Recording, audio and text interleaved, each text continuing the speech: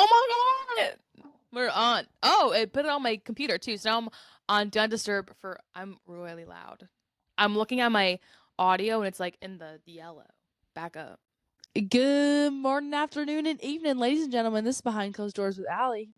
And I dream. So I think today we're going to talk about settling in back into home life, which is weird because this is what I want to talk about because I think this is something that a lot of people go through, and I've also been talking to my friends at home, and we were talking about how weird the switch is because this is kind of where you're staying for a long time, and it's such a total opposite of college life. Like, you're not going out to the bars, you're working more. This is like a very interesting transition until in your 20s when I feel your life kind of just flips upside down. And for me personally, I feel my adjustment to home has not been bad. It's like so far good. I think it's because we're starting in the summer, so it doesn't feel very different yet. But what's different is the questions I'm asked by my family because they're like, "Oh, like what are you doing? Like home?" And I'm like, "Oh, like I'm gonna be working in the summer." But they're meaning like, no, like what are you doing like for the rest of like your time here? Like, what are you working? Are you doing this and that? And it's just like a weird question to ask. So I'm like, I still like don't know. I haven't even But you finished like do, my. though. I do, but like there's no plan. Like I think like when you come back home from college, people expect you to have like a plan set. And I'm like, girl, I got no fucking plan. I'm literally just Well, your plan is to get a teaching job. right. No, but that's what's scary though is like people start asking you about like what is your plan, and some people don't have a plan yet, and that's what's like Well, that's so like me. I feel like you strange. have a plan. Like, you can just be like, oh, yeah, I want to be a But teacher. no, they're asking like, are you fulfilling it? Like, what are you doing to do it? And I'm like, Yeah, I they're don't more. You're know. saying, like, the questions that freak you out are more the ones like, oh, have you applied to any schools yet? Not like, what's your plan? It's like, No, it's more like, have you applied to jobs? I'm like, that's what, oh, yeah, yeah, that's exactly, yeah, exactly. that's what So I I'm like, said, no? no. Like the other day, my uncle, we were at my grandma's house for Father's Day, and he was like, "So what are you doing? So what are you doing back home? Like, what are you doing now?" And I'm like, "Oh, I'm like doing babysitting for a new family, and this is that." And he goes, "Well, no, like, what are you doing after that?" And I was like, "Oh, like I'm kind of like trying to sub and like work in this Scarsdale district." But then people just like look at me like, because it's not like really like a real answer. Like I don't know how to describe it. Because I guess like with teaching, or I guess like the route I'm taking, it's not exactly like a traditional way because I don't really want to become a full-time teacher yet. So I'm kind of like still in my buffering phase. Maybe just it's personally a hard question for me to answer because I really don't know like where I'm going. Like, because I have no connections here. All my connections are in New York. So it's weird, like upstate New York. So it's weird to try and navigate this whole like teaching lifestyle home.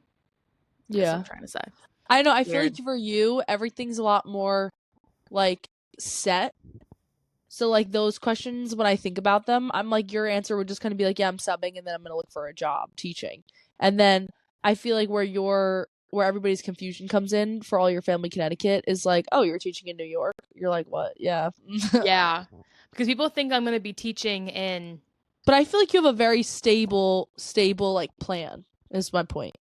Like, you're Yeah. already in school for your master's, and then Yeah. your next step is really just looking for schools to teach at. Yeah, that's true. That's You true. know, I guess like, it I doesn't would like really just, like if I were feel you, I would just stable. say I'm getting my foot in the door subbing and see if I like the district, and then I'm gonna apply to schools Yeah, that's for true. jobs. I guess it doesn't really feel stable because I It don't doesn't feel feel stable. stable, but it is Yeah. stable. I don't feel stable in it because like nothing is guaranteed because I know like subbing is a guaranteed thing where you know like you'll go in and teach and stuff, but like my goal is to work in that district. So Yeah. that's not exactly like set in stone just because I'm subbing there. Yeah, I get what you're Which usually that's saying. what happens. Like usually if you sub for a long time in a district, you'll end up like finding a job through there.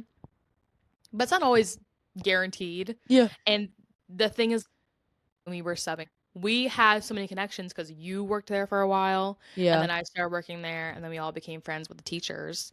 But now it's different because I have to now like make my own connections, and that's just scary, and it's just me.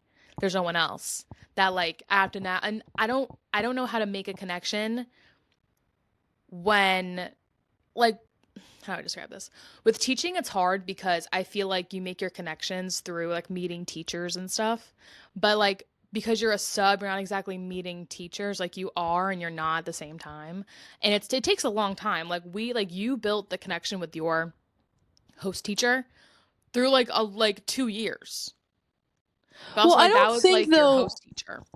I don't So it's think different. connections with teachers are like I think it's more when you sub, it's connection to the school district, and I feel like it's smart to get your foot in the door because then you're not just seeing like what teachers are like, you're just seeing like you're set as a sub, you don't really get Yeah. that much contact with teachers. Like you do a little bit, but you don't really like fully get it unless you're at a place Yeah, for a long time. But I feel like exactly. with teachers and subbing, you just kind of you're more creating a relationship with the principal and the office. Yeah, And that's what matters though. Like I don't think your that's relationship with true. teachers is what's going to get you a job or not. I think that's just what gets you feel of the environment and the community, and then your relationship to the principal is what can get you Yeah, like an opening and like what she sees you do. But that's yeah, obviously true. like, a good word from teachers are also really nice to have. Yeah.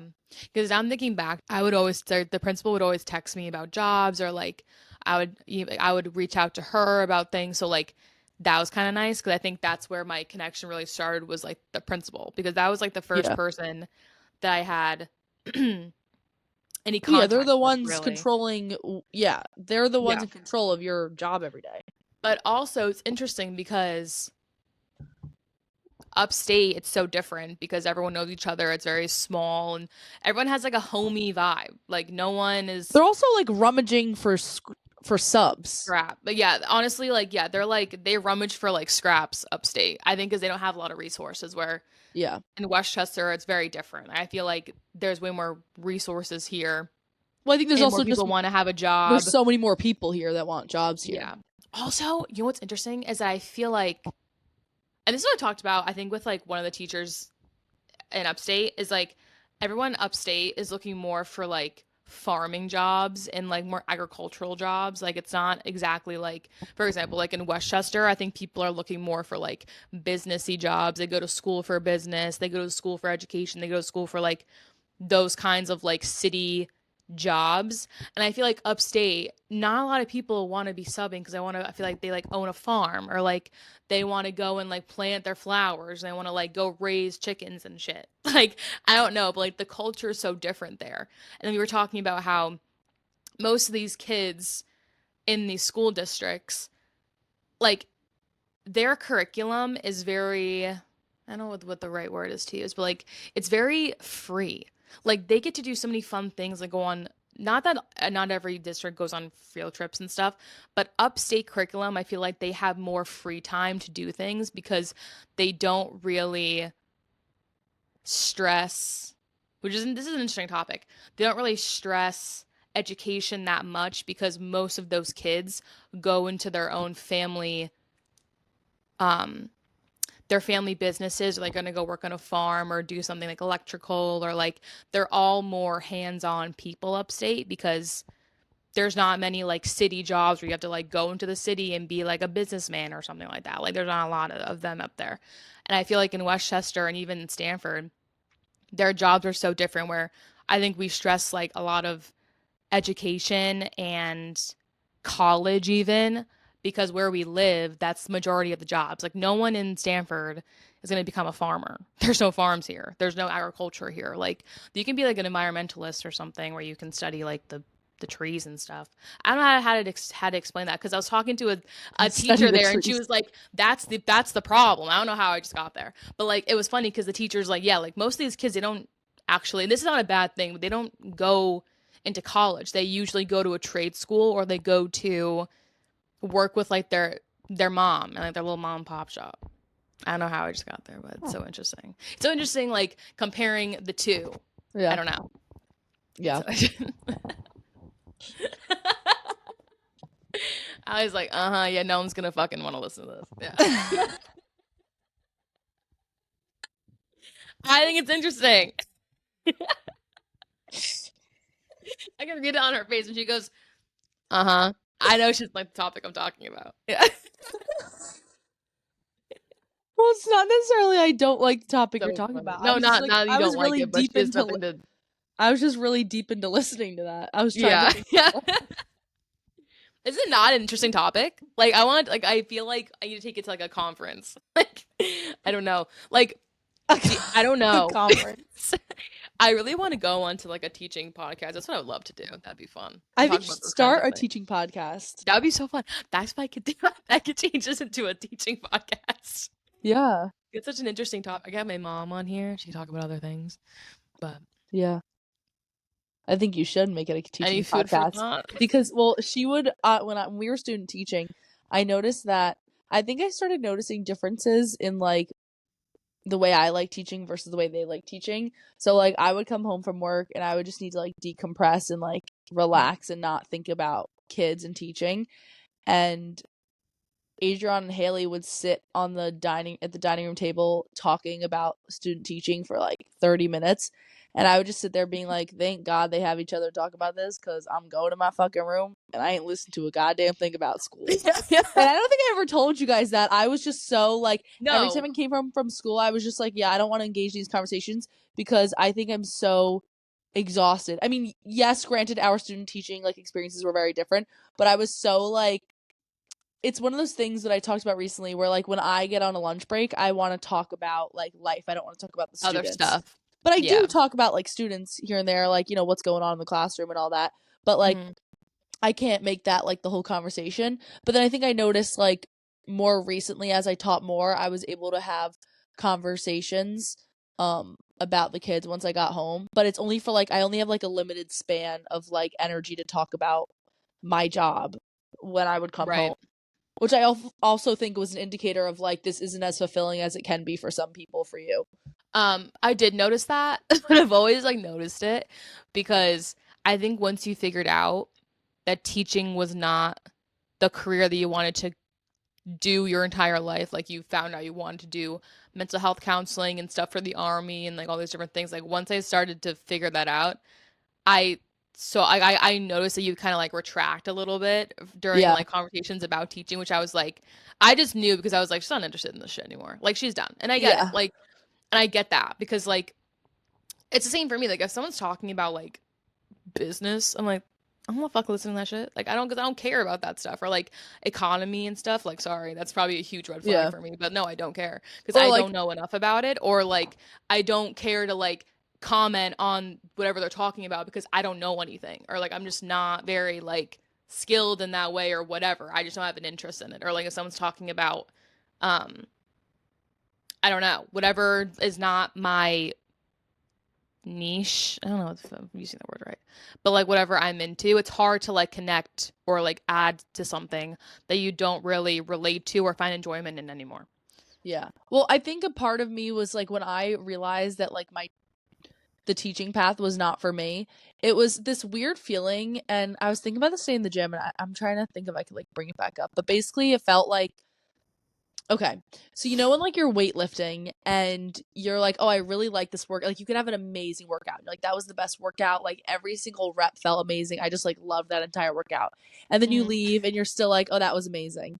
And then Mm-hmm. you go back again and again and you're like, oh, I really love this. But then there's like over time you're kind of like I feel like this isn't totally fulfilling me. Like I feel like I'm walking away from a machine and I don't really feel any more stronger. I just felt like I did my reps and even though I went to failure, I still feel the same. Mm-hmm. Because it's like an isolated muscle exercise, let's say. And then recently I've been switching up the way I work out and I got into like I'm getting into calisthenics and like jujitsu and all these different fun things. And for me, I'm realizing that these things I can see myself doing long term. And like when I was in my little powerlifting phase, like that was more of a short term thing. Mm-hmm. And I recognized that with teaching where I would have a lot of moments where I was very fulfilled teaching and I loved teaching kids. And I was like I do still find a lot of fulfillment from teaching. But I Yeah. think I started to notice that like I was fulfilled, but it wasn't like something I could be fulfilled with long term because the exhaustion outweighed those little fulfilled moments. And Mm-hmm. then in that moment where I was it's kind of weird because I do love teaching. I really, really do love it. But then also coming to the conclusion of, oh, this isn't really my path. This isn't right for me. It even reminds me of like relationships where like you could Yeah. really love a person and love the relationship you have with them, but you feel it holding you back and like you are not able to grow from it. So you're like, even though I love this, I just don't think this is like gonna bring me towards what I actually want in life. And like, you know. Right. That's actually a really good connection to relationships because I never thought about it that way, where it's almost when you I feel like with a job, you know for sure that something does not work for you. You're like, yeah, no. Yeah, but then like what Like if you it does feel work it for you, but then you're like, I don't know if this will work long term long for me. And term. that's teaching Yeah. for me. Yeah.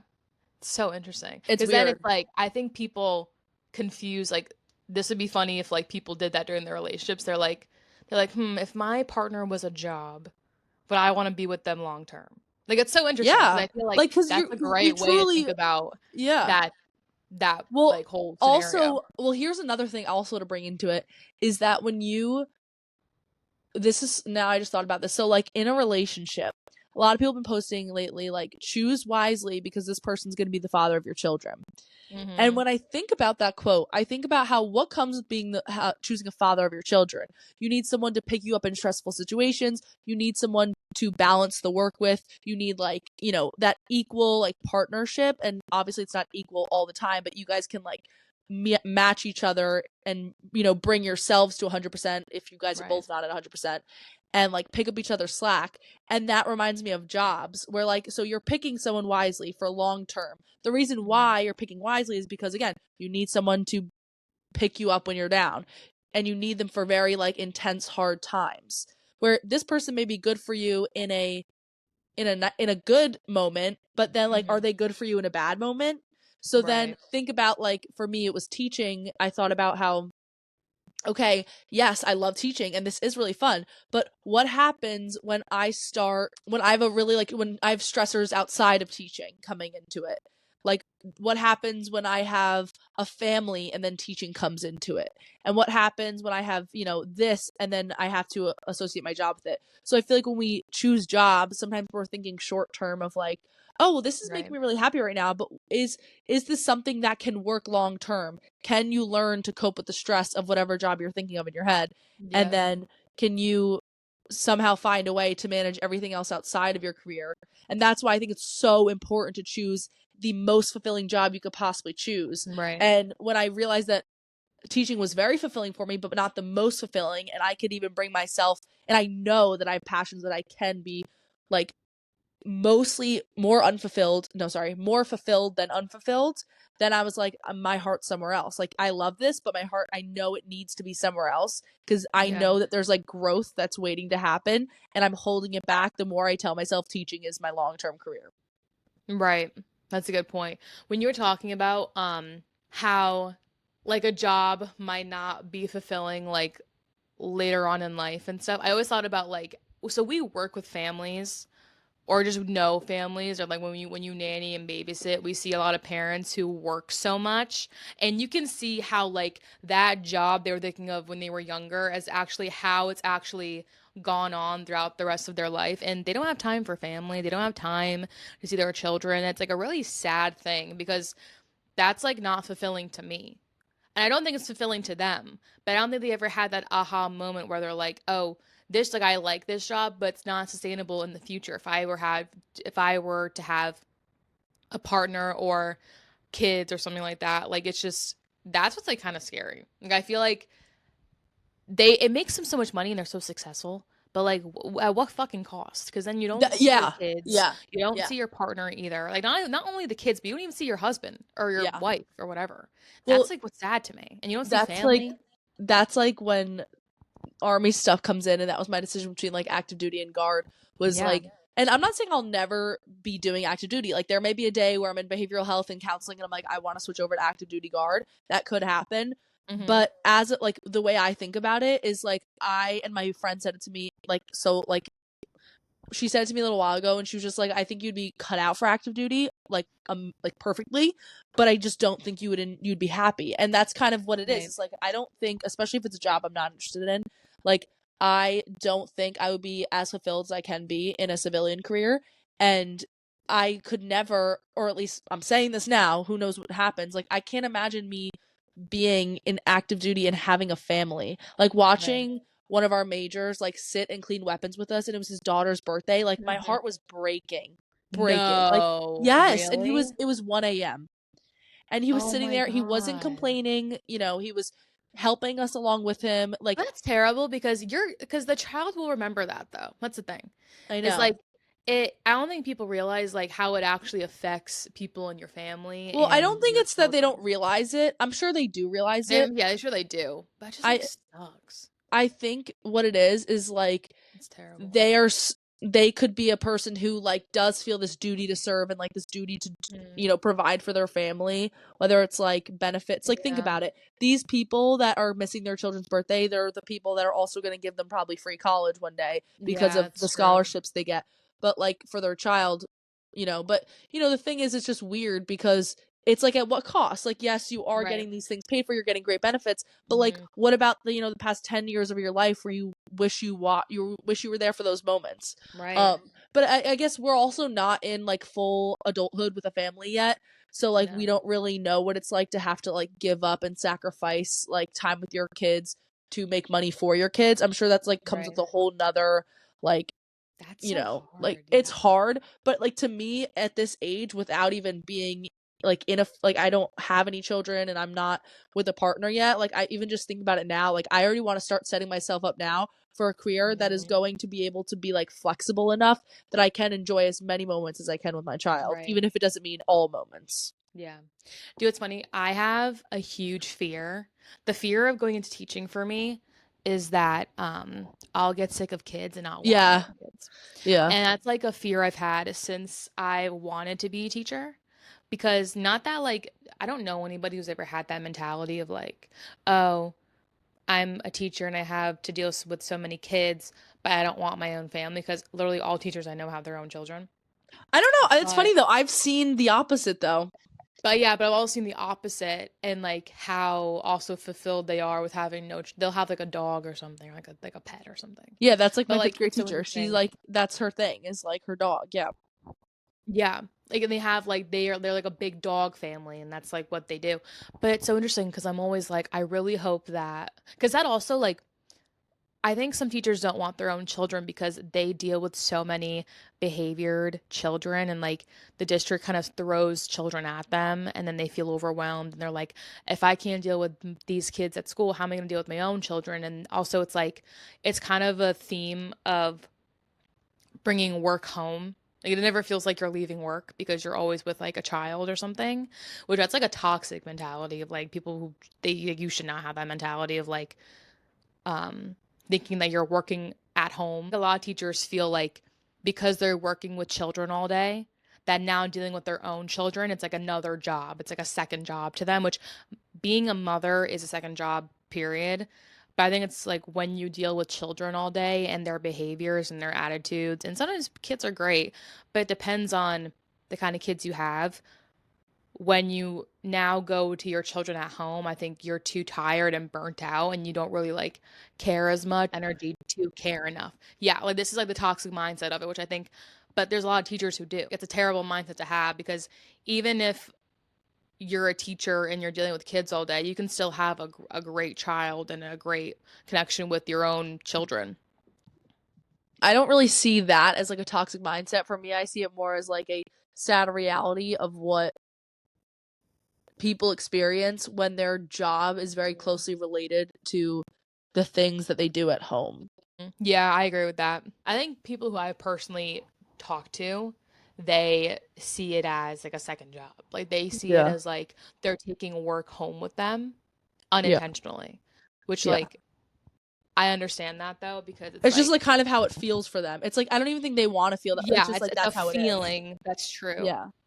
Yeah, Yeah. it's like a feeling and like so going back to me, I had that fear starting teaching Yeah. because I really don't want to have that negative mindset about it and not have like that sad reality of, my kids might feel like a second teaching job. where I like I'm think not fulfilled, or I'm like up, or I'm not like, I'm too burnt out to be a mom because I feel like I'm being a teacher.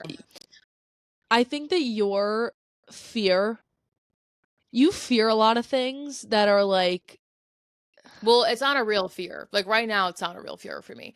When I started out teaching, it was a fear, but now I'm just like, oh, I'll be okay. fine Because I was gonna say, I because feel yeah, like no, the it's not way a you, fear. It's not a fear well, you currently. were No, saying it like it's a fear, not a but fear. like when It's a I, fear for other teachers, not particularly me, but I know it's a fear for other teachers where they're nervous to start families because they yes, think they're going to be too burnt out to be a good mom thing. yeah. Like they'll feel like they can't be there for their children because they're so taken by their job. That's every job. If you pick a job that's gonna that you know is probably gonna burn you out more than fulfill you. But sometimes like fulfilling Yeah. jobs burn you out too, but it's like a better burnout. Yeah.